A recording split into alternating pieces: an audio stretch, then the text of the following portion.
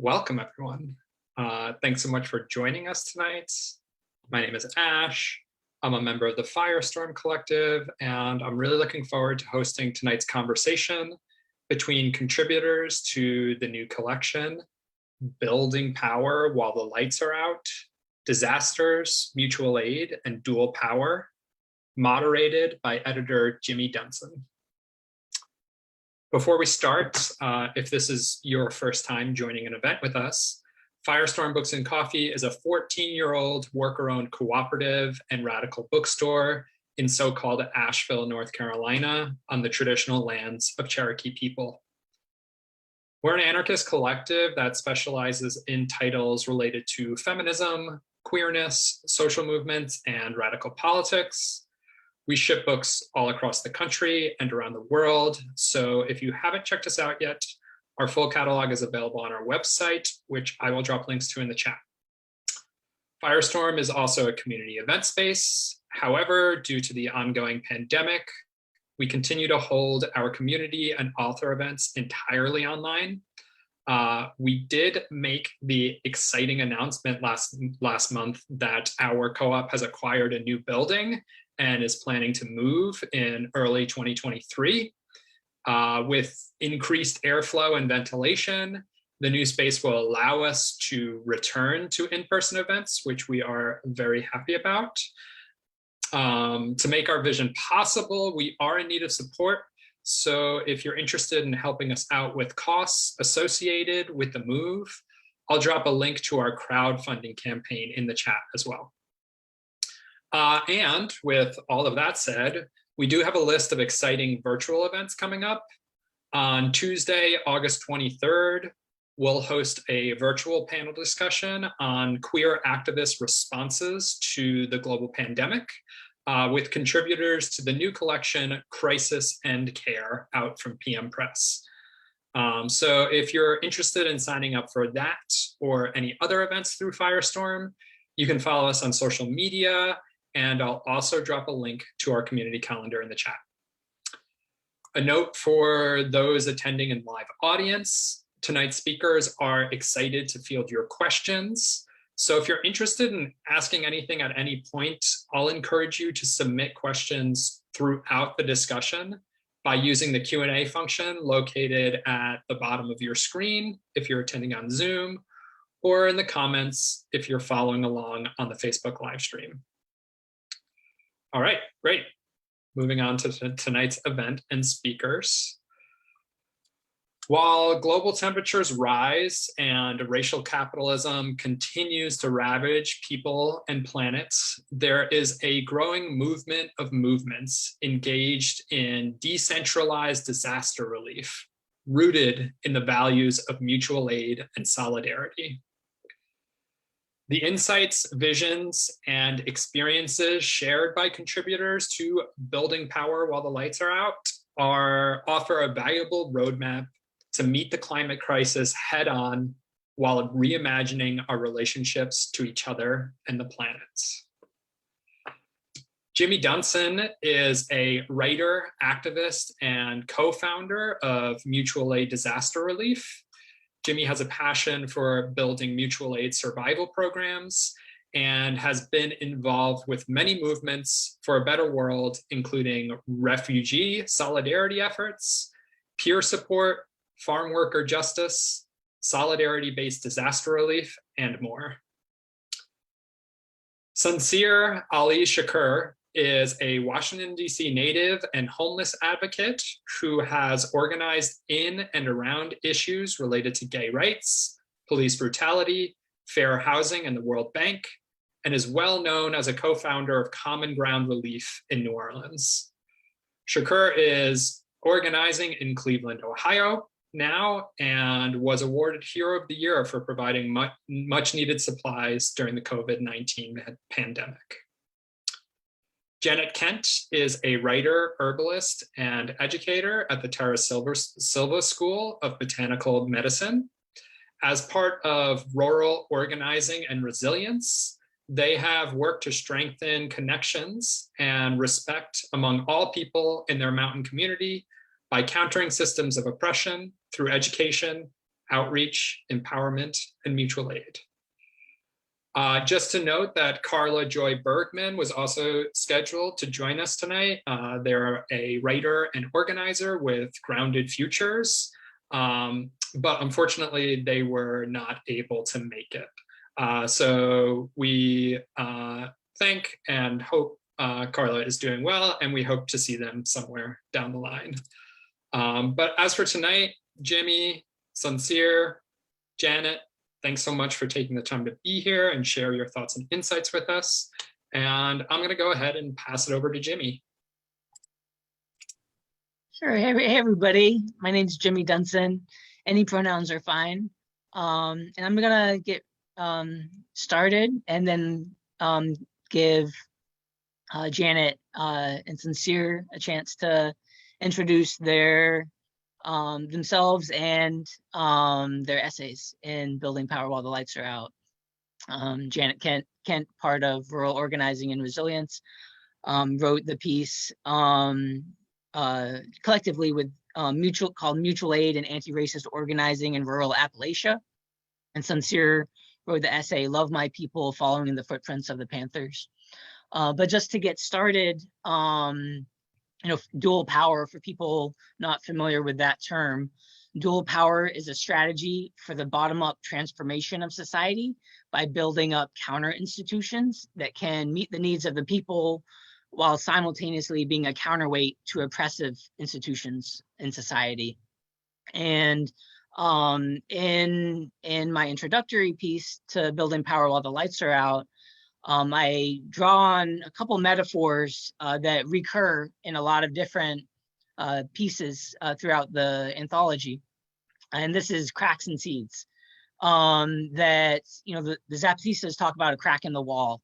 And similarly, other contributors or authors talk about a crack in time, a crack in history, a crack where more is possible, a crack in the imperialist, white supremacist, disaster capitalist patriarchy.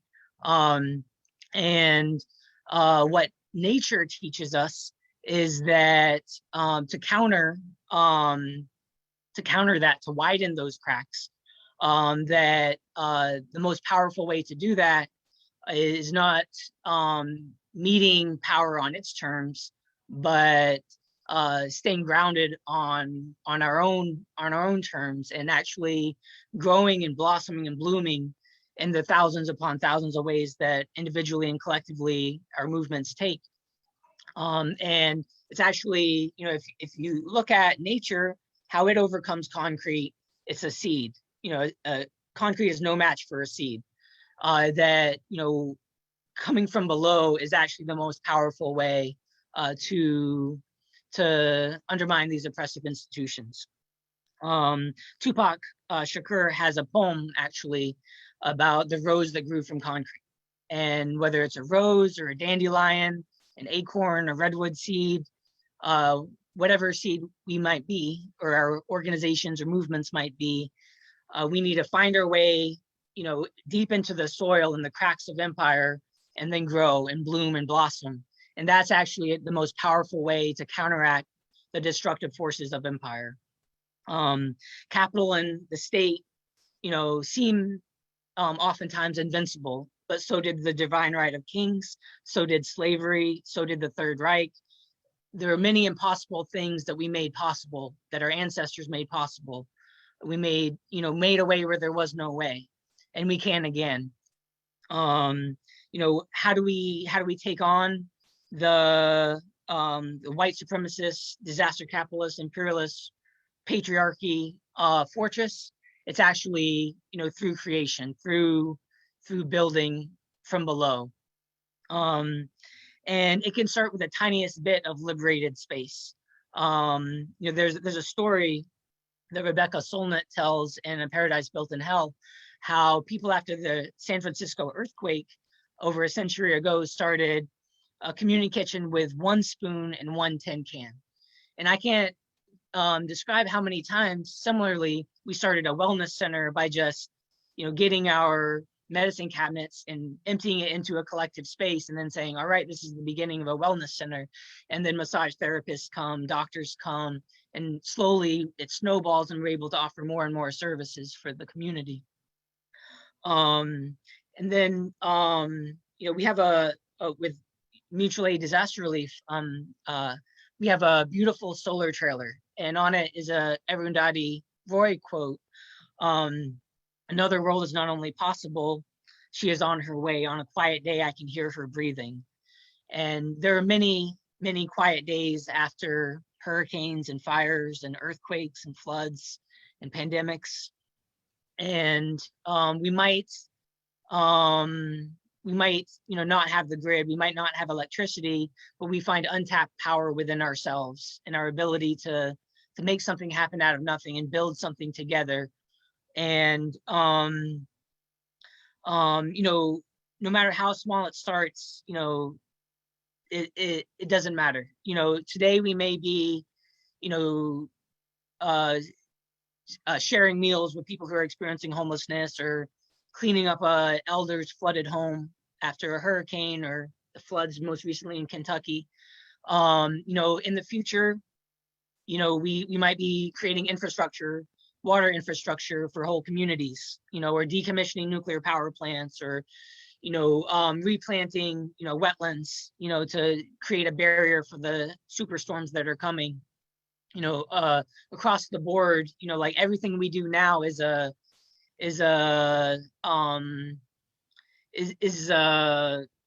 setting the stage for what comes next.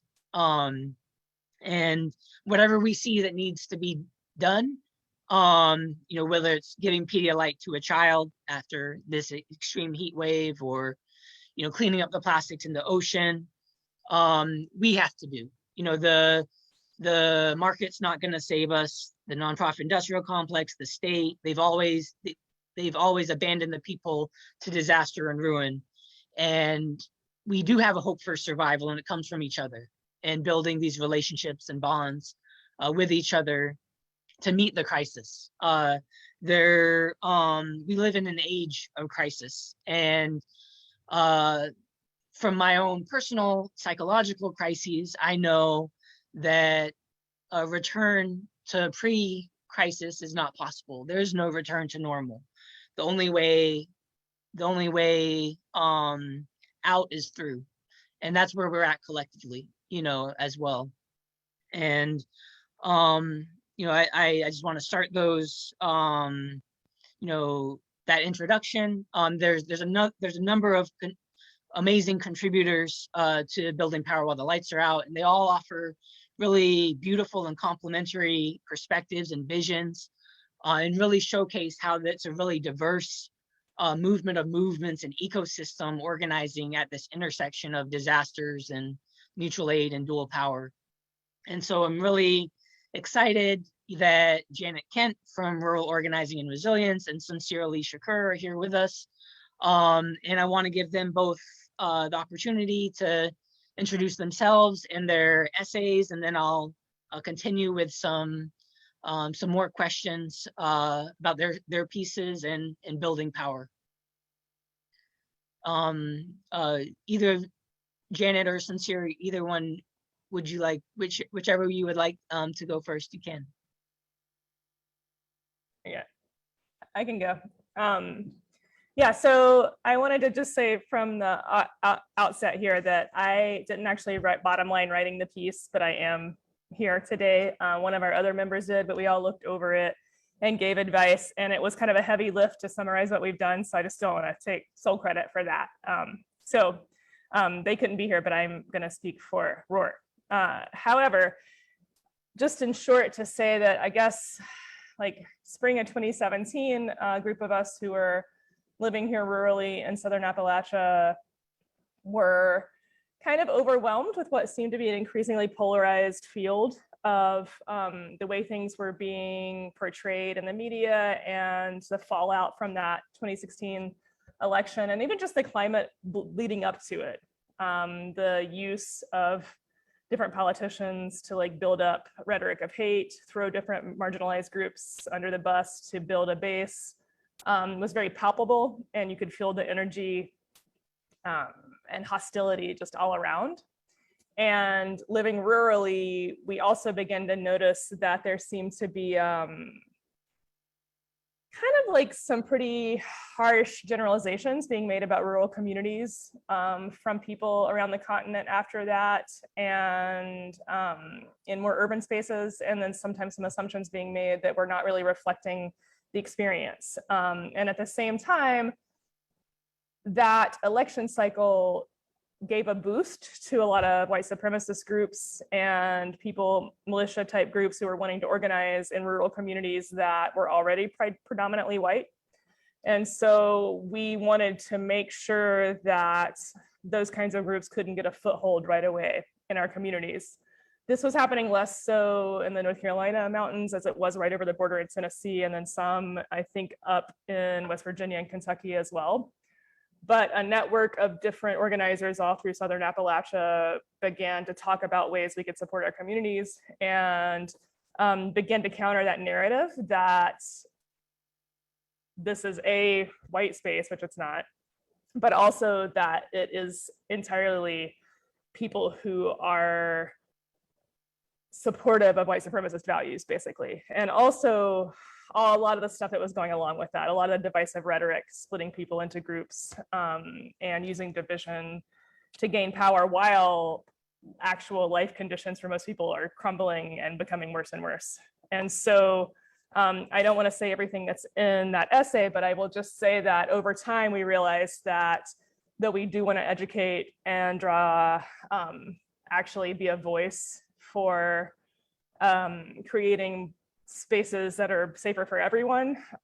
We realized also that there was just a huge need for mutual aid here and for support, especially once the pandemic got going, and we had to sort of shift values, and we found that we were able to connect with more kinds of people and have the kind of conversations we wanted to have by basing ourselves more around resource sharing than we were when we were just coming at it from an anti-racist organizing angle, although that's still part of what we're doing.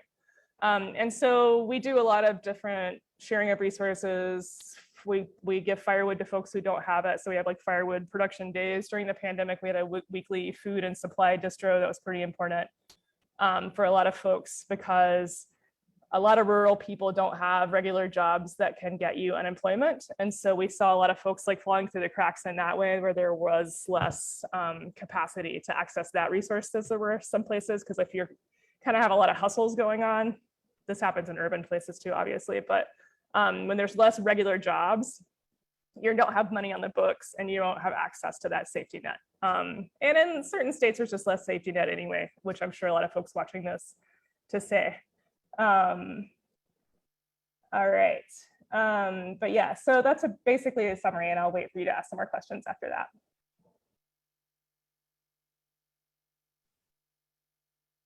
Suncere, did you want to intro Love My People Following the Footprints of the Panthers? Do you want me to go straight to the questions?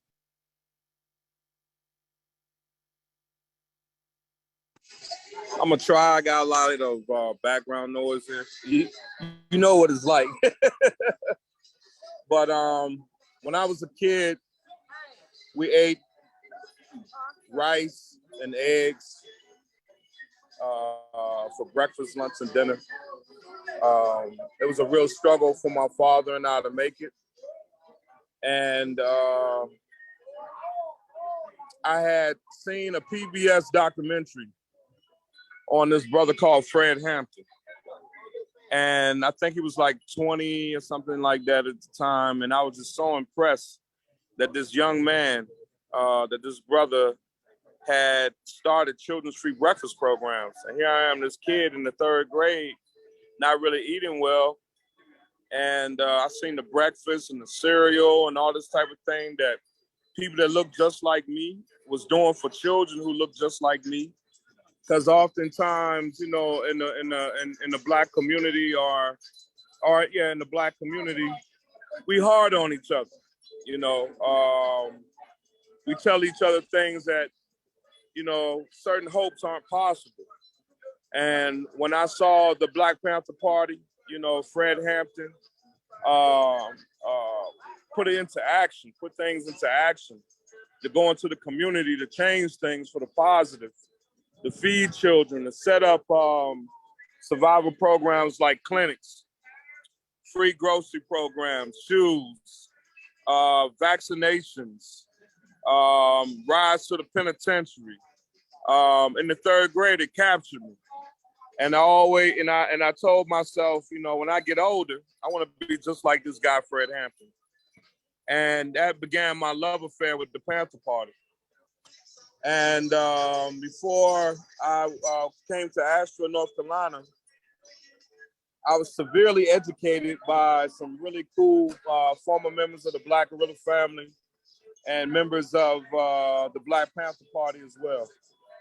And I was privy to a lot of behind the door meetings that they were having.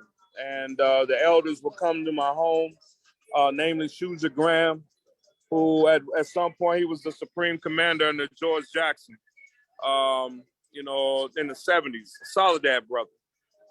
And also the person that accompanied him, his name was Elder Freeman. And this elder, he's passed on now. This elder was the bodyguard for Bunchy Carter. And, you know, that was his plan for the LA chapter of the Black Panther Party. And they would come to my house at 8 o'clock at night with a case of Heineken and about an ounce of herb and sit there and talk to me until 4 or 5 o'clock in the morning. And this would go on for months. And I would like to think I know that education that I received from those guys, their experiences and everything that they had talked about, what they shared with me, helped me when I entered New Orleans. I was ready. And I had to act, you know, because, you know, I run around here with all this good education and around all these influential people who took time with me, who saw something in me, something greater than I saw myself. They saw something great in me that I didn't see in myself.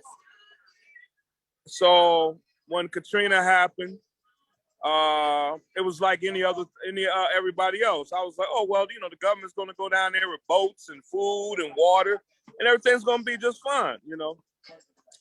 And then a friend of mine called me, and I was really turned a blind eye to it at first because I thought it was a problem that would take care of itself. Next morning, a friend of mine that gets up really late, he calls me 7:30 in the morning and said, man, you got to watch CNN. You got to see what they're doing to our people. So the young kids next door had cable, and I went over there, and I caught George Bush in his interview, and he said that he was going to send troops from Iraq to New Orleans to talk to those people in the only language those people seem to understand, and that's the language of violence. And I felt compelled to protect my people. If I didn't do it then I didn't deserve to be Black. I didn't deserve the education that I got. So, you know, like many other common grounders and other people who went down to serve New Orleans, it was just something in our soul and our spirit burning. We had to get there. And I had to go see about my people because basically the president of the United States declared open war on them like they was nothing. And that's what propelled me to go down to New Orleans. I got down, first night we was in Hattiesburg, Mississippi. And it was a trip because the Klan down in Hattiesburg was sniping Black people from the highway. And they was cutting up pretty bad down there. And the next morning we went into Algiers, and I found out from one of the Veterans for Peace that the convoy that I came to New Orleans with, that the Klan that night in Hattiesburg had shot up the camp looking for me. So, you know, I mean, I knew it was real before I got down there. I mean, we used to always say we can bottle up the atmosphere so people can smell what this feels like. You know, it's hard to describe if you wasn't there, but I knew that it was something real. I knew that I was going to have to take certain measures from the atrocities and everything that was happening to them. And when I got there, I met Malik Rahim. He told me how dangerous it was for a black male to be there. There was only something like 40-something well-armed white vigilantes that at the point that I got there had murdered 19 young black people. And they basically got away with it. And, I joined up with Malik, and I was so happy when we went and that's how I met Jimmy. When I met Jimmy down there. Jimmy, man, he was like such an amazing human being. We were around, one thing about, being there in New Orleans, we were around a whole lot of amazing human beings. You wasn't by yourself. And it was so beautiful to look into white people eyes and their spirit and see their spirit and see the fact that we come from different race, a different class, basically a different culture. But when push come to shove, we were all one. We were all the same spirit. We fell in love with, it only took us 48 hours to fall in love with each other. Hold on for a sec. But yeah, I'm gonna wrap up with that because my little motorcycle guys are coming through and they're gonna be popping willies for a while. Oh no, they cleared out. But it was incredible. It was an incredible lesson for me as well.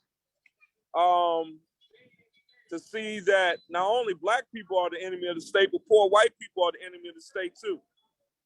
The thing that they didn't cover was how they, is this PG? Is it PG? Yeah? Try and keep it PG? Okay.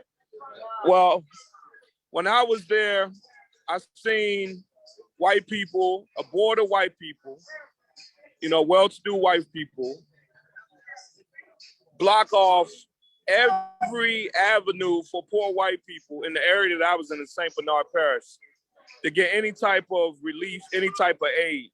And the reason why they were suffocating them like this is because they wanted these people to move so they can take over their land. And this was like, the whole Katrina recovery thing was basically a land grab on steroids. The people wasn't there.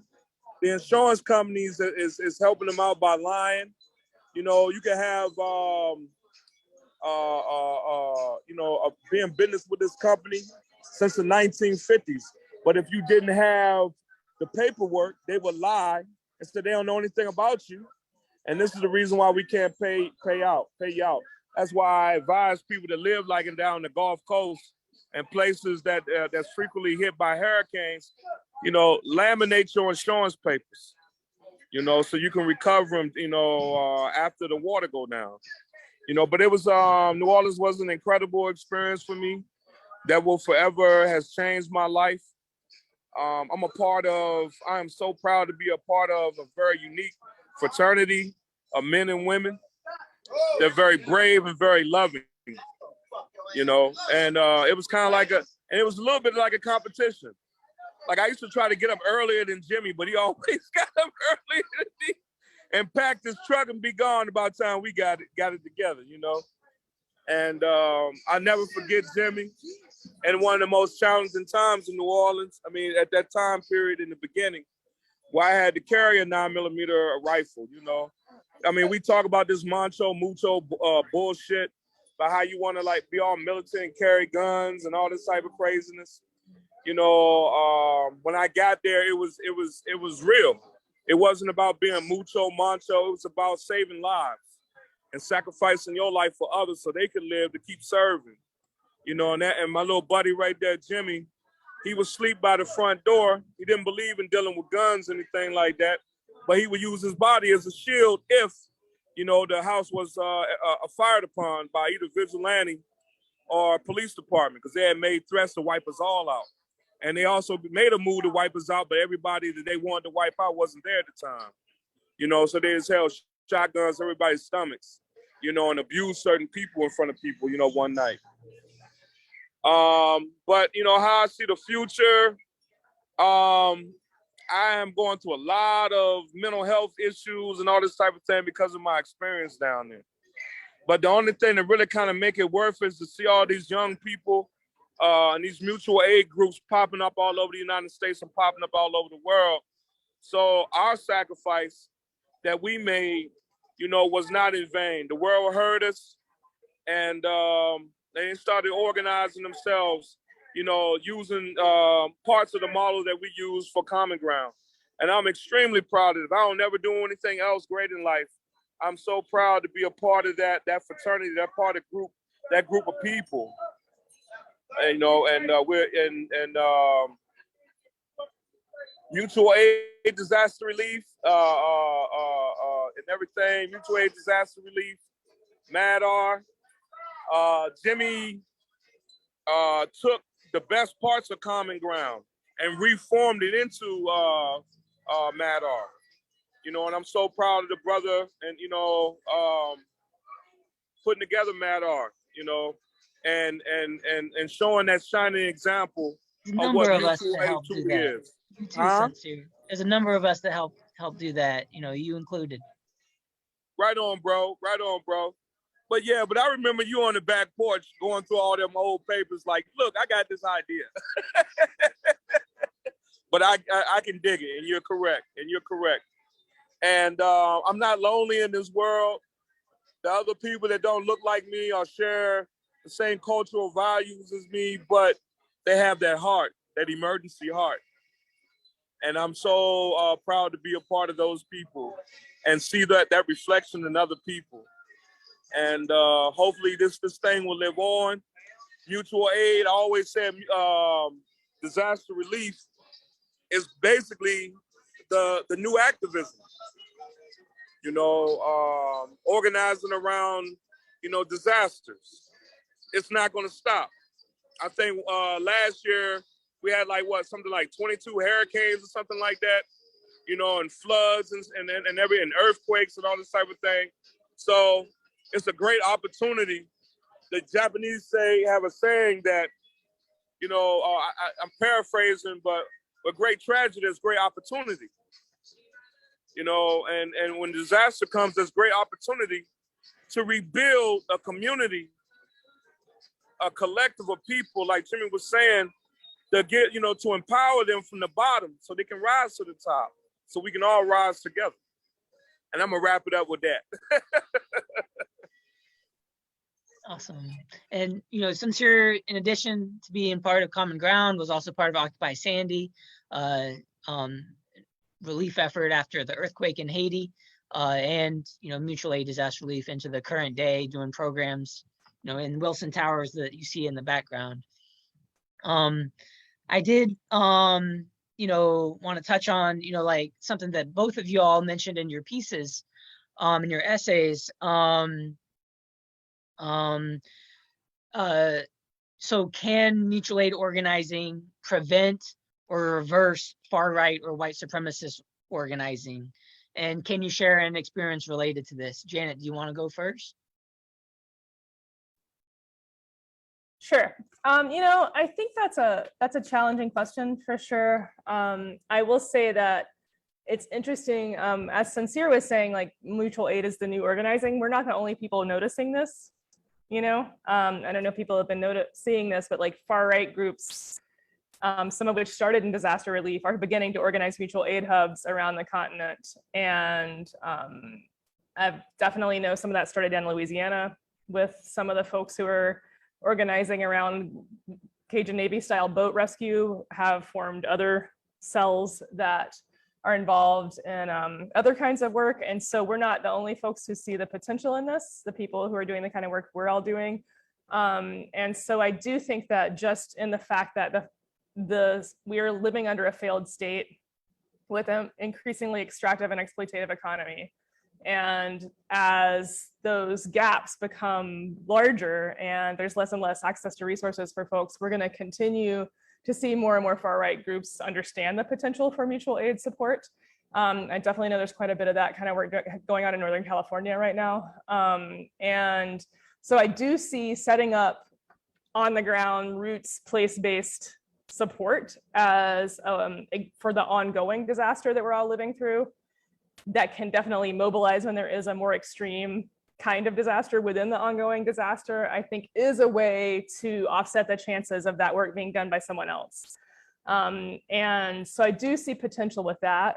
For Roar, so far, I would say that, you know, we've just seen this community and just the culture in general be increasingly polarized, even compared to when we started in 2017. Like, it's just so much more intense now. And fortunately, we did an effort to help send a group of high school teachers down to Alabama to go to the Racial Equity Institute and to go to the Lynching Museum. And they organized a whole field trip around going to other civil rights related monuments and museums there. And we fundraised so we could pay for it all, and they were given paid time off. But we did all that and we're able to publicize it before this like critical race theory thing has happened now, where we see far-right politicians mobilizing around this created idea that teaching the actual history of this country is radical. You know, to even acknowledge the history in the most basic way is seen as harmful now by certain groups. And I feel like if we hadn't been able to give those teachers that support and get them down there before that, that would not be a possibility now. So it's interesting how much the terrain has shifted over time. I will say that part of what we can be doing, especially for people who are more like place specific, is seeing the groups who are being targeted, like teachers. Teachers are under threat in so many ways right now, whether it's through acknowledging different kinds of sexual orientation or gender, or by discussing the actual history of this state. So I think that establishing mutual aid hubs for the ongoing disaster is a way to prevent far-right organization and rising, because I do think that's going to be more and more of a strategy, because we're not the only people who see that. And on the other hand, as the targets of incendiary rhetoric are shifted for political gain, I think supporting those people, even if it's behind the scenes, like not always doing everything publicly, is going to be increasingly important. And as the society continues to crumble, there are going to be more and more targets probably. So keeping an eye on that and supporting people, I think is pretty important work at this point. The way I think back on the work that we've done over the years, and it's actually so much more of a hostile climate now than it was politically, you know, so that's what I have to answer. I mean, I would like to say that I have better examples for supplanting white supremacist organizing, definitely different plans for white supremacist communities and land grabs that were happening in Southern Appalachia were put off by publicizing around that. But I'm starting to wonder if even speaking publicly about that will continue to be as effective with the polarization that we're under. They did not gain as much ground in actually acquiring land, it seems like, for now, through people communicating and publicizing what they were planning to do. But yeah, that's what I have to say. I don't know what Suncere thinks. Suncere, did you want to take that question? It was, can mutual aid organizing prevent or reverse far-right or white supremacist organizing? And can you share an experience related to this?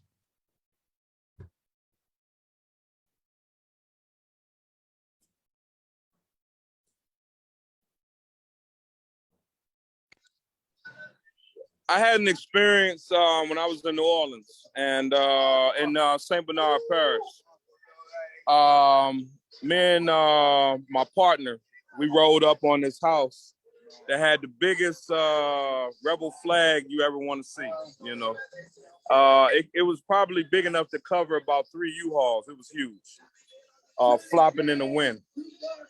And me and my partner, we looked at each other, you know, and we flipped a coin who was gonna go knock on the door.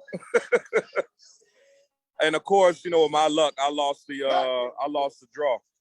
So, you know, she was kind of scared for me. She was like, "You don't necessarily have to go. If you don't want to, I'll go." I was like, you know, all they can do is tell me, "Nigga, get off my porch," and I'm gonna get off his porch, no problem, you know. But so I knock on the guy's door, and he opens the door. His name is Mike. He looks like an action figure. He's like about maybe like 4'8", very stocky, well built. I don't know if you guys are familiar with with construction workers, but he was built like an iron worker, a very strong, stout guy. And he reaches out and he grabs me and he locks his arms around me. And I'm like, oh shit. And he's crying. And he's crying uncontrollably. And then he stops crying. And then he looks at me and says, you know what, brother? My brother's left me back here to die. You're the first one to come back here to see about me. And right then and there, he renounced the Ku Klux Klan, right then and there. And me and him became like really good friends to this day. And to hear him when I walk away to get in my van, my truck, and he has this 12-year-old son there, and he points at me and he goes, son, there goes a real man right there. I mean, 6 months ago, this dude was a Klansman. Prior to the storm, he was a Klansman. And for him to make that type of transformation, it's because of mutual aid. Because somebody's not just a black person showed up, but a human being showed up with aid. And he saw that, he connected and he grabbed to it. And he didn't turn his back on his promise. He had nothing to do with the Klan. If I needed anything, and y'all in the South, when you get you a good redneck as your friend, they good as gold, buddy. But the other part that I see, a lot of times you got well-meaning white folks that organize, programs and everything for the black community. And look, amazing. I'm not against that at all. But at the same time, too, there are poor white communities that also could use that help. A lot of Klansmen and neo-Nazis come from poor backgrounds.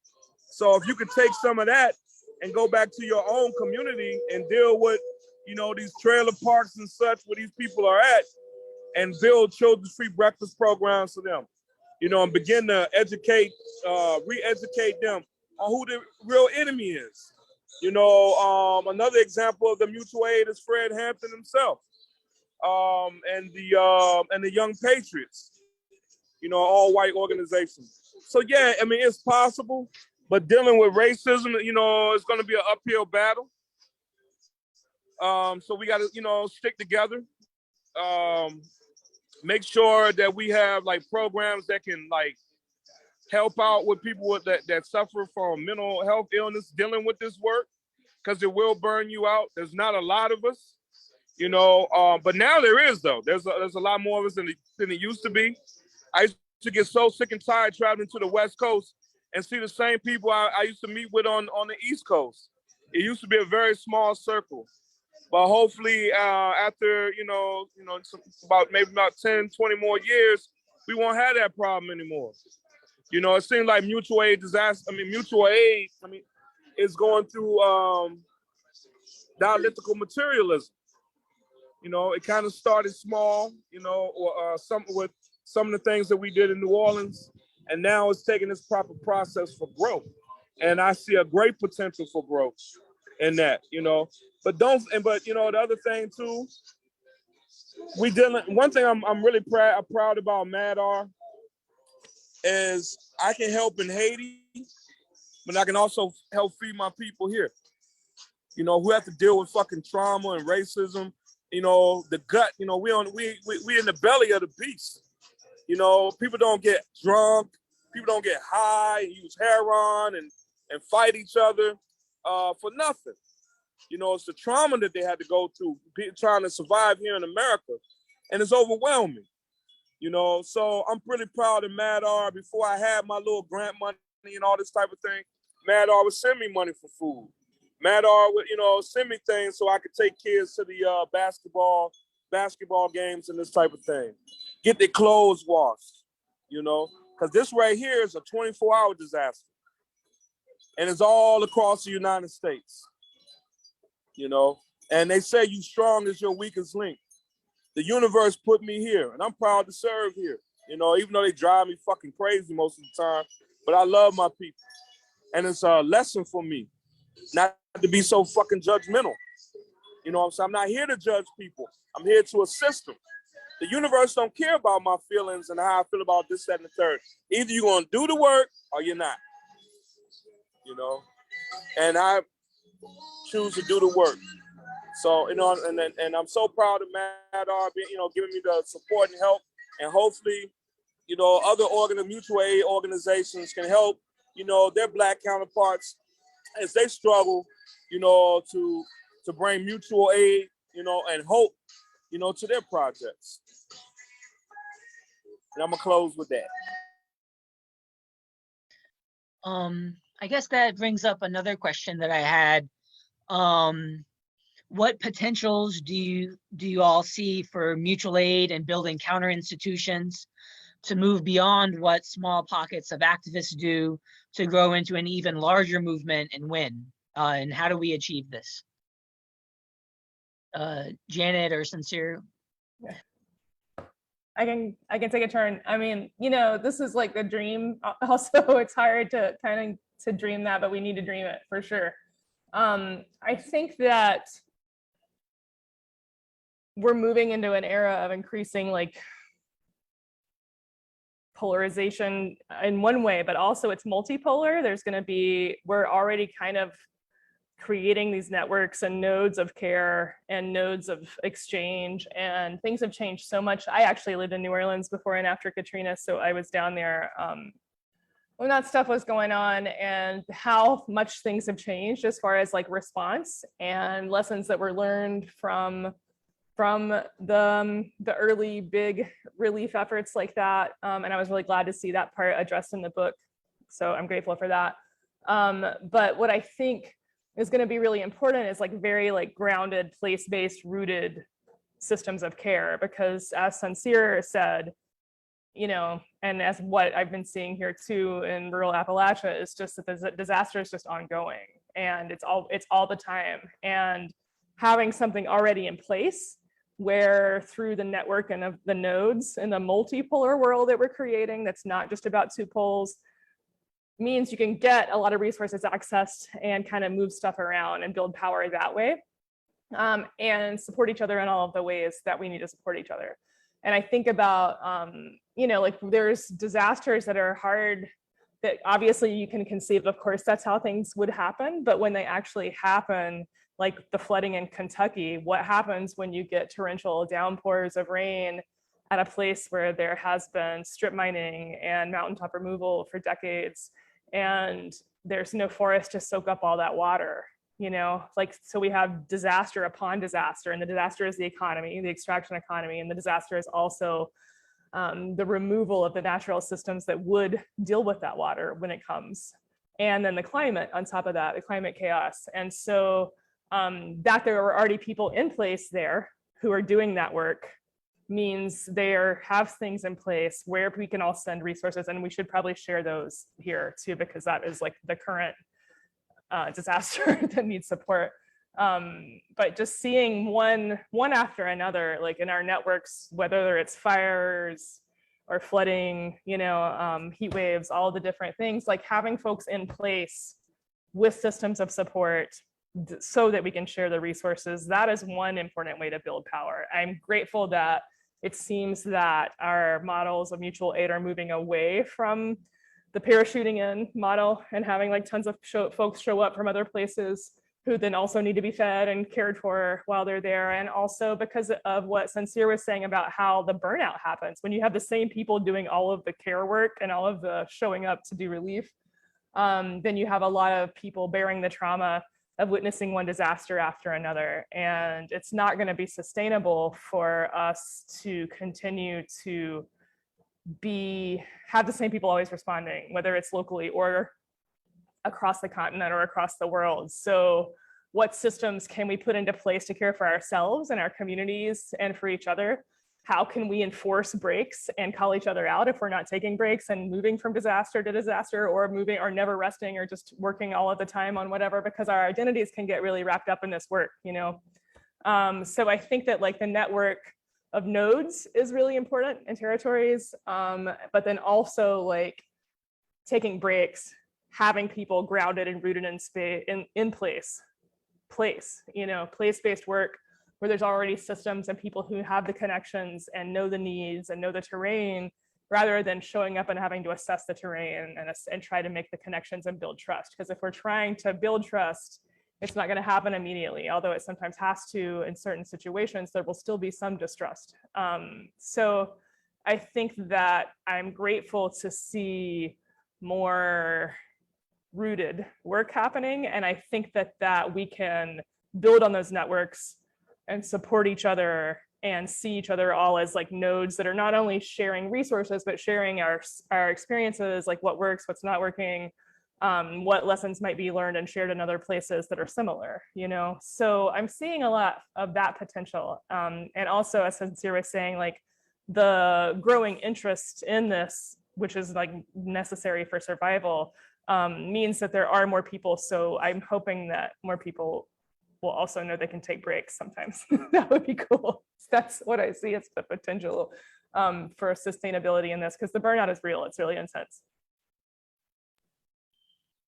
And one group that I want to especially mention with the flooding in East Kentucky is East Kentucky Mutual Aid. That's been doing amazing work all throughout COVID, and then continuing currently with the floods. Oftentimes what we found works best is when people are locally rooted with local mutual aid projects and affinity groups and organizations, and also connect that with mutual aid, disaster relief, for backup and support, and wear both hats simultaneously, and depending on like what works best in what context, and so I encourage all the listeners to look up and support East Kentucky Mutual Aid, especially right now with the recent flooding and the response. And Suncere, do you want to answer the question too? What potentials do you see for mutual aid and building counter institutions to move beyond what small pockets of activists do to grow into an even larger movement and win? How do we achieve this?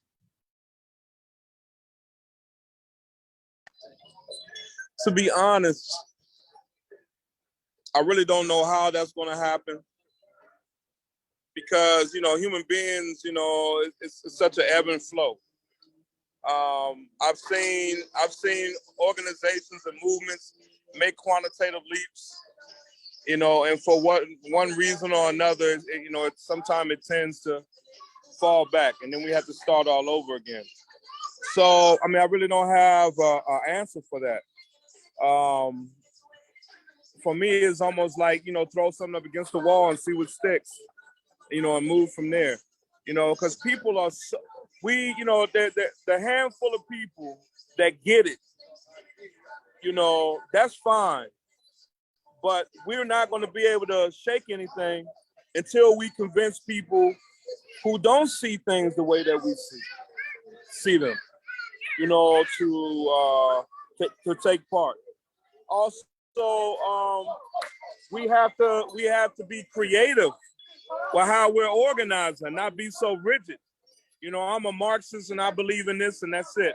I'm an anarchist and I believe in this and anybody that don't believe in this framework, that's it.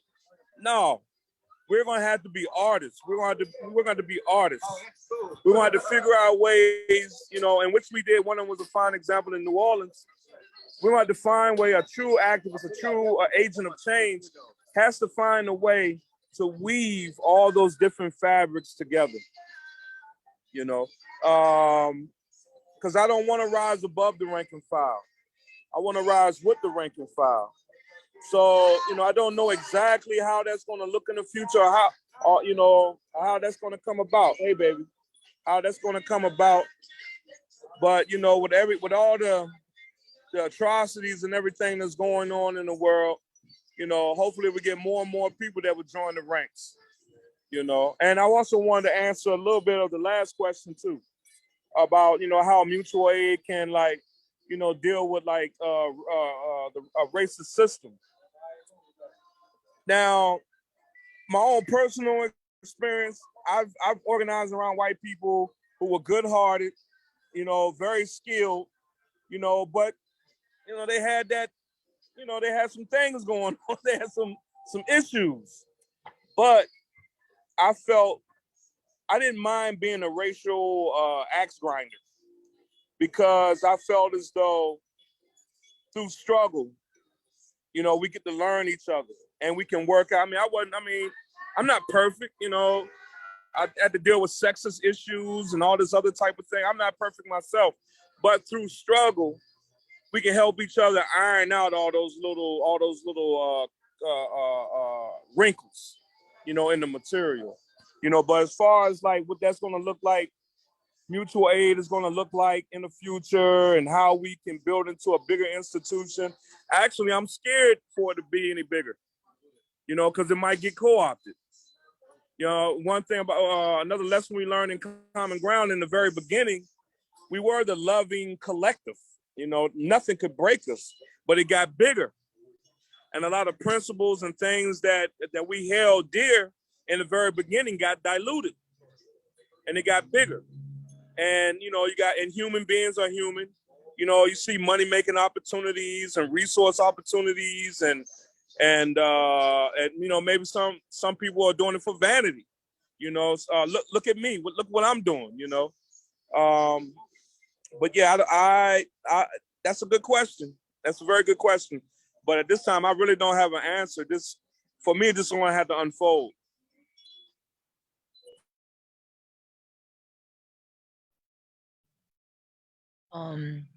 Yeah, and I think both of you, you know, in your work, you know, are you know, answering that with your lives, with your actions, you know, and you know, like you know, in addition to right now, you know, and you know, being you know, like whether it's organizing in rural spaces or organizing in the projects, you know, like organizing in such a way that it's not just a subculture thing. You know, it's not just something that, you know, like a certain clique of people do, you know, but bring it into a wider space, make it more of a thing that is a wider movement, you know, that is accessible to people from different backgrounds, you know, different experiences, make it legible, you know, and as soon as it becomes legible, you know, like it, you know, it has the potential to be irresistible. And I want to open it up to folks from the audience if you have any questions. If you want to type them into the Q&A, if anybody there has any questions, let me look to see what's there now.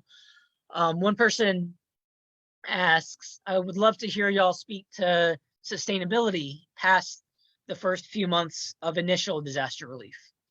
Does anybody want to get started on that one?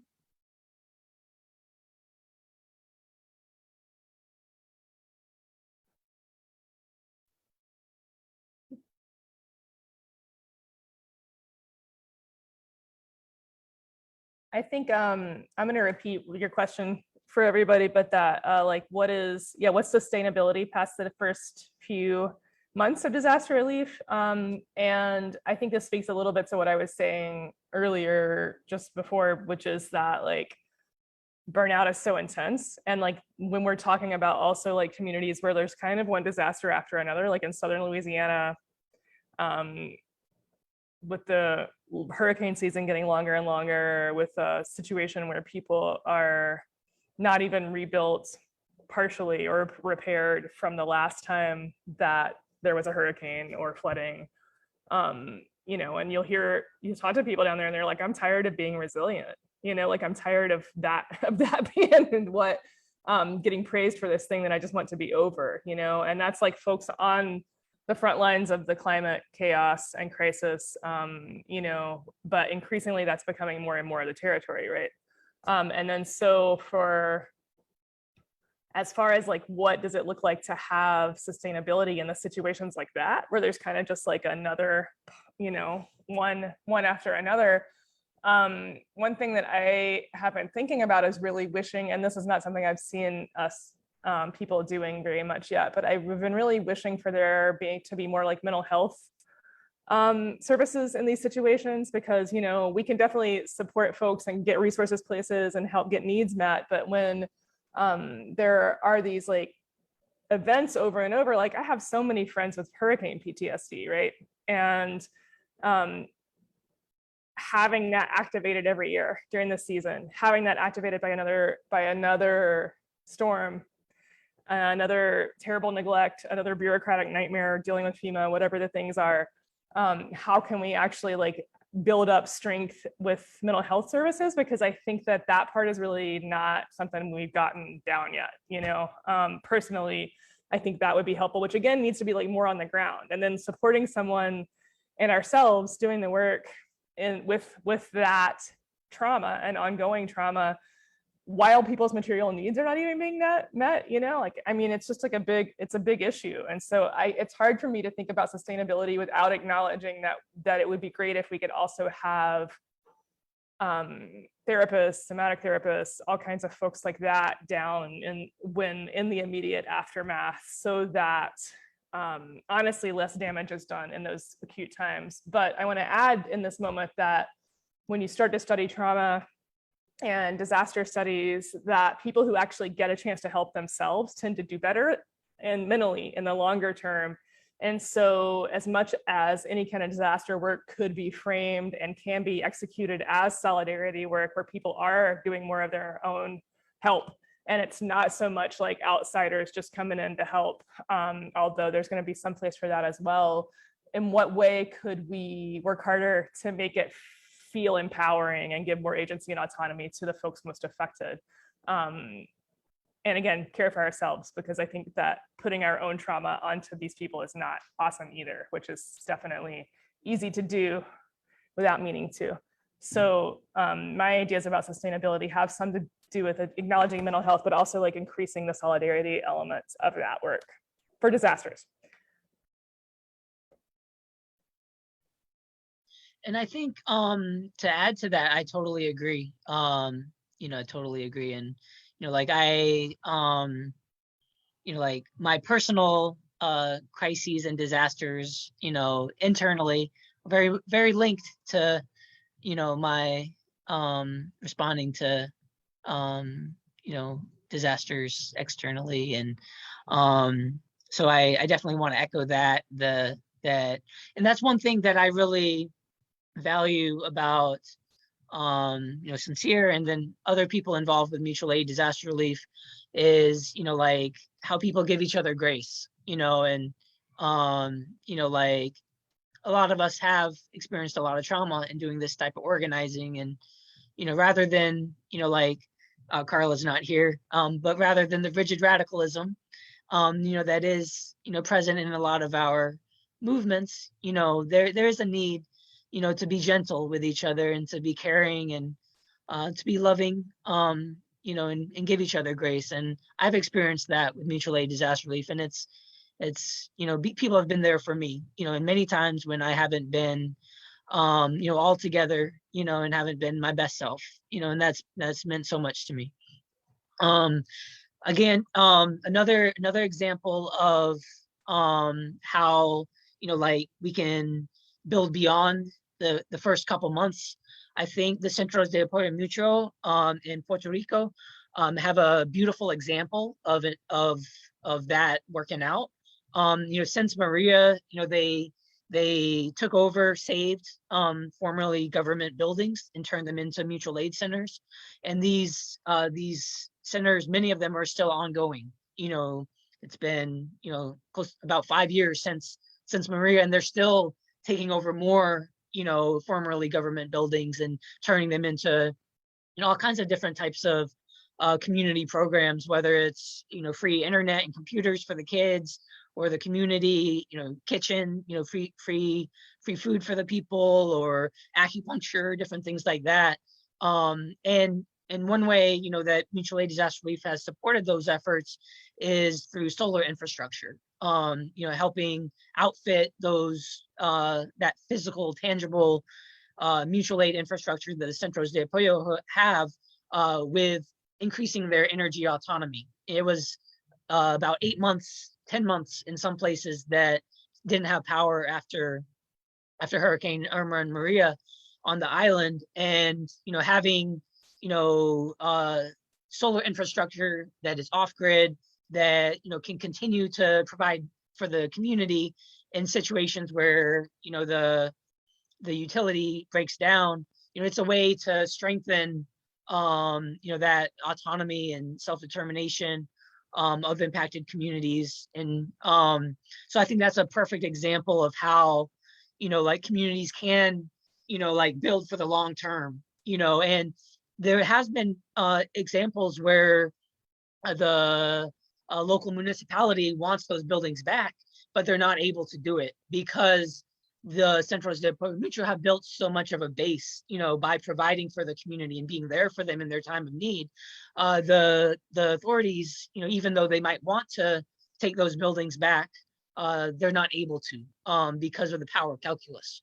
And I think that's a perfect example of how both, like locally rooted mutual aid efforts can organize for the long haul in the context of a disaster, and how efforts, in solidarity with them, from, like people, from other places can support those efforts. Suncere, did you want to speak to sustainability at all?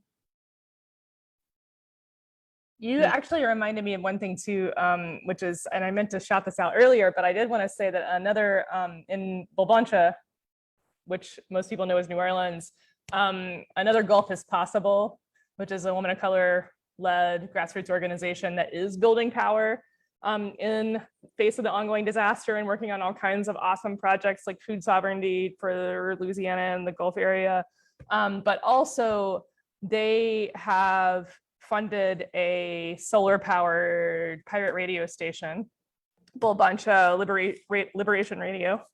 And we'll make sure that we share that stuff in the notes too, but I want to promote Another Gulf is Possible, but also Bolbancha Liberation Radio, which is put into place and is solar powered so that there can be coordination of mutual aid resources when the power's out, when there's another storm, because the storms are ongoing, right? And so, and then they, on Bolbancha Radio, there is weekly radio show that is Indigenous news, Indigenous music, all kinds of awesome music, commentary. People come on and like talk about sharing resources and building power. And so that show is bolbancharadio.net 87.9. And again, I'll put this in the chat in a moment, or get Ash to do it. And it's on Tuesdays 4 to 8, and you can stream it. And so that's an exciting way to think about, like, how can we make this need into an ongoing pleasurable resource and build power with it? And I think that's an awesome model that people could use in other cities,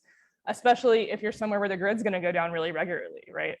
And so you're reminding me that solar powered capacity in places that are really sunny, is a really good idea. So having something that can exist both to strengthen the network and to provide care and resources, while also just doing something that's fun for people regularly, it's just such a cool model. So I definitely want to shout out those folks.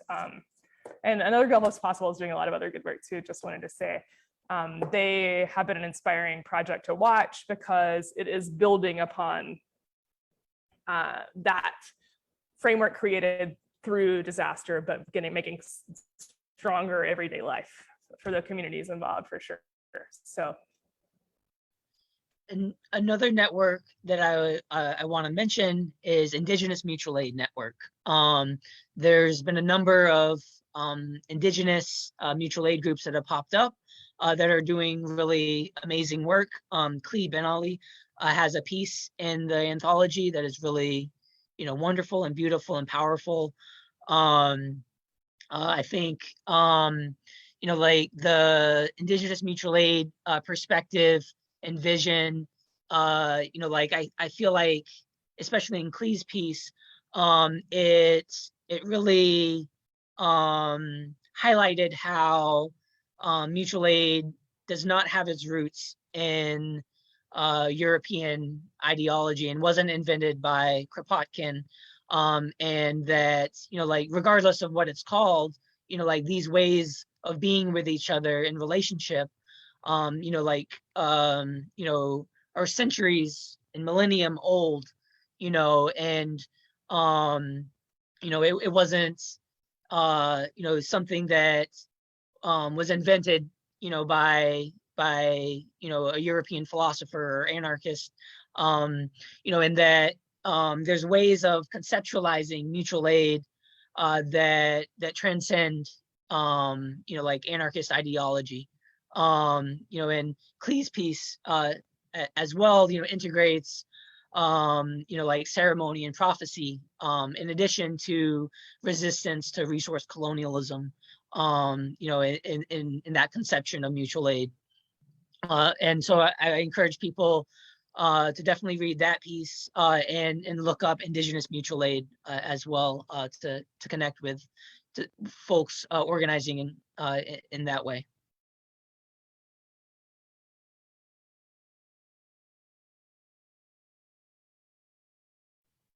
Anybody else have any questions that they'd like to throw towards any of us?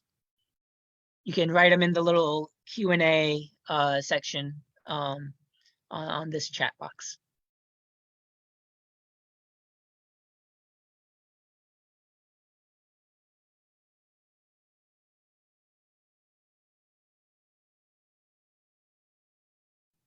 While waiting for something to come in, I'll go with another question to keep us going. I was struck by your essays' honesty and vulnerability.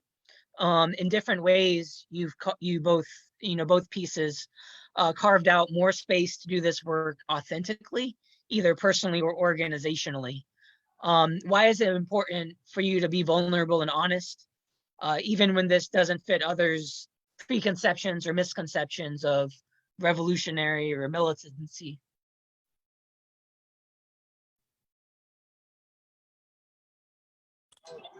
I could try to answer that real quick for the Bluetooth come back on. Yeah. Hold on. Yeah. Look, hold on for a second. Hold on.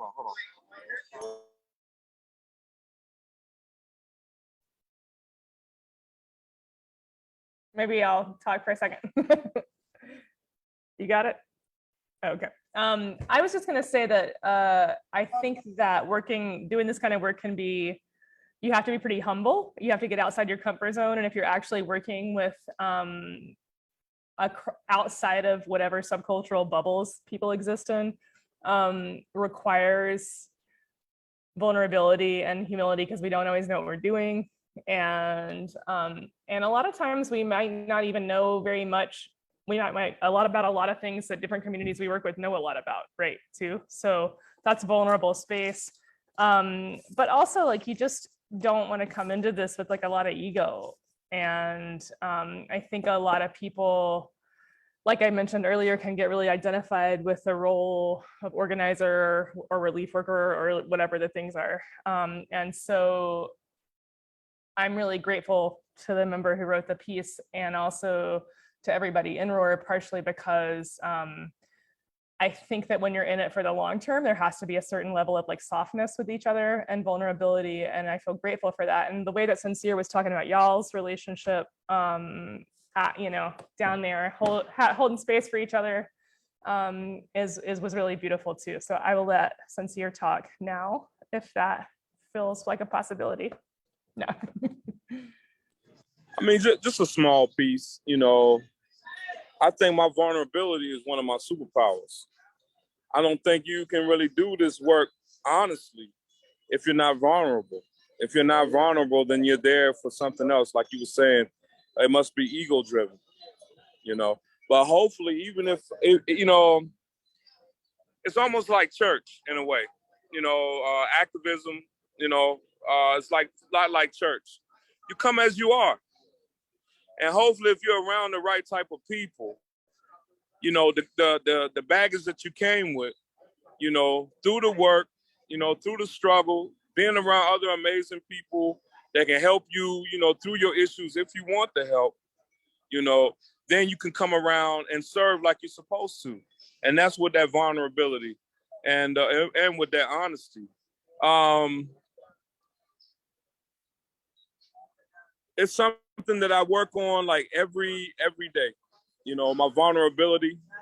You know, I'm human. You know, there of course is always, you know, I'm suffering. I might need this or whatever, but I feel as though if you're going to do the work, you can't be like the opposition. What's the point? If you're going to be an a-hole, you know, like the opposition, you know, you're supposed to put on the whole armor, you know, of this agent of change. And being honest and being vulnerable is two big parts. But, you know, not just being honorable with the world, but the most important thing is to be honorable with yourself, to be honest with yourself, you know, because, you know, it's a shame if you lying to yourself.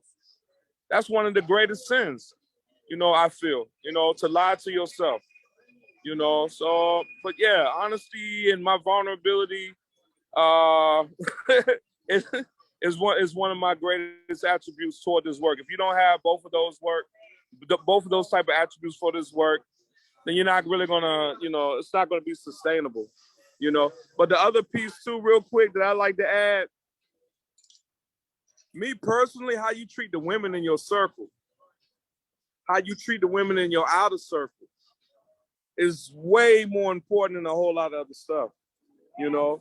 If we don't treat the women that's in our life, that's in our circle, that's doing the work with us with a great deal of respect, we ain't going no, I don't care what you build, it's gonna burn sooner or later. You can build the greatest empire in the world, you think, screwing over women, and sooner or later it's gonna collapse. That's the system that we're fighting against now. You know, we need to be, you know, we're talking about vulnerability. You know, divine feminism gives you that power to be honest and also vulnerable, because with those two things, you can create change. You can heal people, you know? So until we get, I mean, really serious about how we treat the women in our lives, you know, and the women in our circle and in our community, we're going to be just like the opposition, and we're not going to really go anywhere. I mean, it may look flashy, like a flashy circus or whatever, but it's not going that far. You know, we need to get back to that honoring the women in our lives, you know, the women in the community. We need to get back to that, you know, and deal away with some of this, you know, masculine, you know, toxic masculinity. Yeah. And Rachel Luft is a scholar and was actually part of the anti-racist working committee of Common Ground, and then went on to write a number of articles about what she termed disaster patriarchy. And, you know, she conceptualized it as intersectional gender injustice that happens in the context of a disaster. In the lessons learned piece, the mutual aid disaster relief included at the end of the anthology, it touched on disaster patriarchy, and how it can be, you know, like one of the main things that we need to avoid, along with the savior complex. I encourage people, you know, to read Rachel Luft's work on the subject. And, you know, like, we really need to be integrating, you know, like feminist analysis and, you know, queer analysis and, you know, like ways of relating to each other that are rooted in challenging, you know, the patriarchy and other oppressive, you know, systems all around us. Here's a question from Daryl on Facebook. Any advice for those of us living in predominantly liberal and military-based areas? It's such a struggle out here when nonprofit orgs, neoliberalism, and flat-out racism from reactionaries and whatnot are the dominant forces at play. Anybody feel like taking on that question?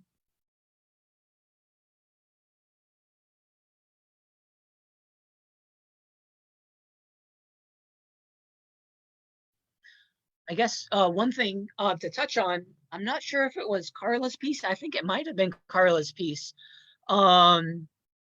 where Carla mentioned, how in early days of growing up, their first introduction to mutual aid was, like living on a military base and seeing, like people, take care of each other. And, like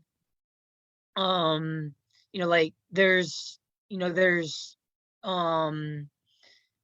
an element of mutual aid that is, like an everyday occurrence, and, normal, but also there's an element that has radical roots, and so, one thing I'm curious about is how you all balance those multiple truths simultaneously, like mutual aid, it transcends and predates ideology, even revolutionary ideologies, but also has these radical roots. How do you hold those both simultaneously? And where is the potential, to connect with people, in military bases or other spaces, and like build off of maybe the mutual aid organizing that is happening that isn't called mutual aid, or something like that. Where's the potential there, and how do you hold those truths?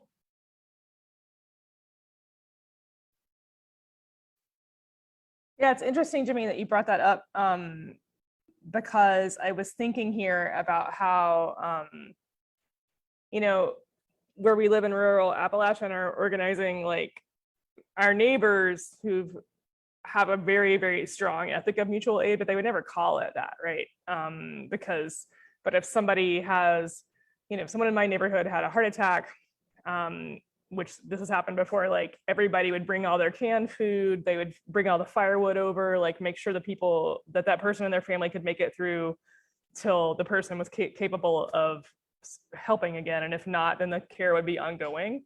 But if I was, introducing like, so mutual aid is this cool thing or something, like they'd be like, what are you talking about? People help each other, right? Like this is what we do. And there's different pieces in the book that talk to that too.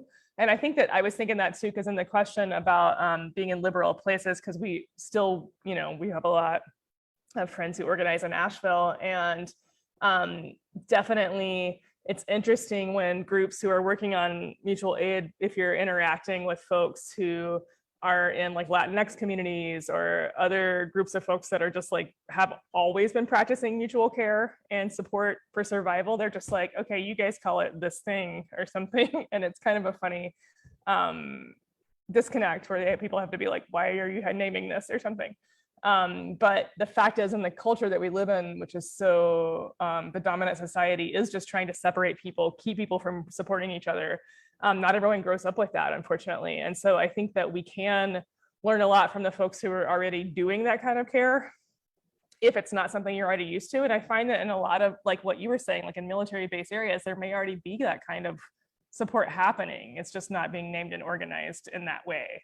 And definitely in the pandemic era, it became very clear that all these different groups were supporting each other in their communities and getting food put out. And so they begin to connect to each other. And so I'm wondering about so that's in and around Asheville, which is very liberal on the surface. And also like that has its own issues because it's more about optics in the policy in that city.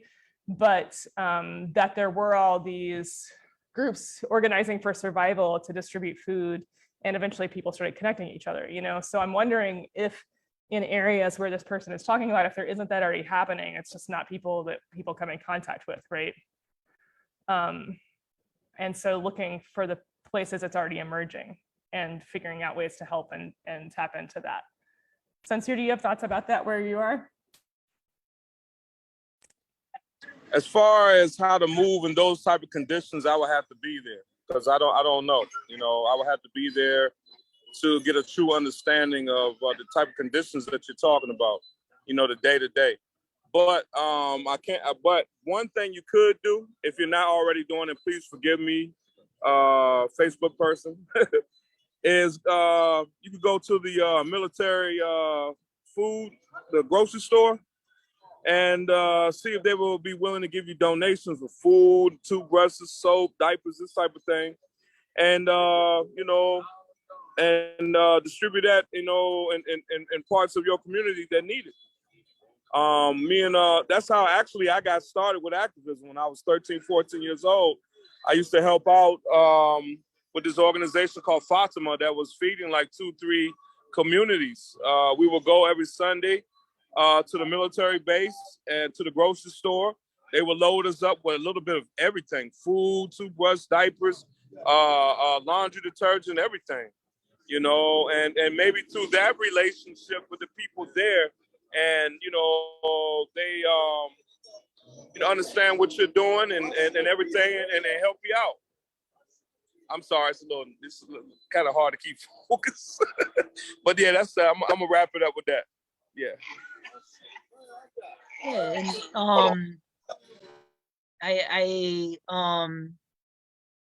I believe in the power of our movements for collective liberation to meet people's needs and build power that way. Like the idea of appealing to a higher power, the state or the market or whoever, like that hasn't worked, and it's never gonna work. But how we, show the people that we're not political opportunists, that we are, like on their side, is to meet their immediate self-determined needs, in a way that respects dignity and self-determination. And, and that's really the foundation, that we can build a movement from, and organize from. That, when we're talking about, whatever it is, meeting people's, immediate needs, whether it's, clinics or schools or food banks or, energy needs, like if the state continues to meet people's needs, they'll probably continue to hold power. And if they further sacrifice whole regions and fascist movements meet people's immediate needs, there's a chance that they'll gain power. But if our movements for collective liberation assist people in a communal recovery where we all meet each other's needs, then that better world that we know is possible, it has a chance at becoming a reality. And I believe, that that we can make that come true. That there's a beautiful quote by Buenaventura Durruti, who was an anti-fascist during the Spanish Civil War. And he said that our opposition might blast and ruin its world before it exits the stage of history, but we're not in the least afraid of ruins because we carry a new world here in our hearts. And that world is growing every moment. In this world of compounding crises, with, for many of our communities, it's already post-apocalyptic, and has been, for centuries, and the best way to survive future disasters is survive the current ones. And so many of our, communities are practicing mutual aid in many different ways. People survive, ongoing colonialism. They survive post-incarceration, because of informal networks of mutual aid. And whether it's called mutual aid, this or that, is irrelevant to, the actual organizing on the ground, that we're able to survive the moment because we from below are taking care of each other. And, I believe that, that can be the foundation for an exodus from the state and capital.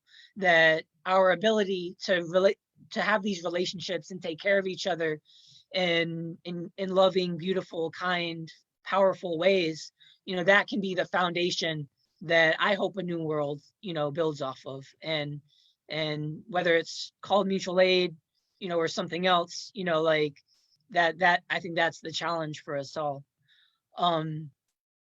Ash, do you have any closing words that you'd like to close us out with? I think that your closing was great, and really appreciate those sentiments and words that you shared there to close us out. I guess I'll just say for folks still here in the audience that there's a lot more of what you heard about tonight in the book. So if you want to show support to these projects and to Radical Hearts Publishing, who put out the book, and folks who are doing, this kind of mutual aid, disaster relief, picking up a copy of the book is a great way to support folks. And yeah, anybody who signed up for this event, you'll receive a follow-up email with a link to the recording. So I know there was a lot of great content covered tonight. You'll have the opportunity to see it again, or to share it with friends, and maybe sit down and have a conversation about how you can engage in some of this work as well. So yeah, thank you so much to Janet and Suncere and Jimmy for taking the time tonight to share a little bit about your work, your organizations, and your contributions to the book. I think it was a really fantastic discussion.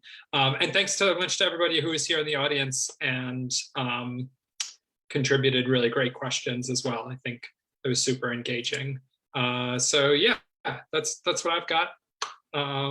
I'll say thank you one last time, and I hope everybody has a good night. Goodbye now. Everybody, lots of love to all of you. Absolutely. Thank you. Good night now.